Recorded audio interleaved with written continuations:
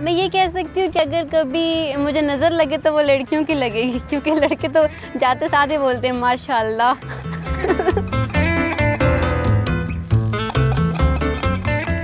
तो मुझे तो बहुत शौक है स्कूटी चलाने का, तो कहीं पे भी जाना स्कूटी पे चलते हैं। तो जो मेरी फ्रेंड है उसको घूमने फिरने का बहुत शौक है, डिफरेंट जगह देखना।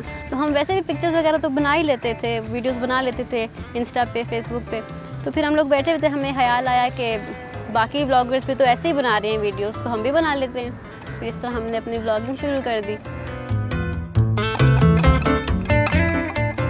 हम दोनों यूनिवर्सिटी में साथ पढ़ते थे, तो वहाँ से हमारी फ्रेंडशिप हुई और कॉमन इंटरेस्ट हमारा ये था कि हम दोनों को घूमने का बहुत शौक़ है। हमने कहा था कि हम नारायण का गान जाएंगे, लेकिन नारायण का गान जाना स्कूटी पे हमें इतना नहीं लग रहा था कि हम जा सकेंगे। लेकिन फिर हमने टेस्ट किया, यहाँ से मुनाल तक गए। जब मुनाल जा सकती है तो फिर नारायण का गान भी जा सकती है। अगर मैं बूढ़ी हो जाऊँ तब मेरा इंटरेस्ट जो है घूमने में नहीं होगा। अब जो मेरी एज है, ये मेरा यही एज है, तो मैं समझती हूँ कि हर किसी को अपनी जो भी उनकी इंटरेस्ट हैं उसको पूरा करना चाहिए।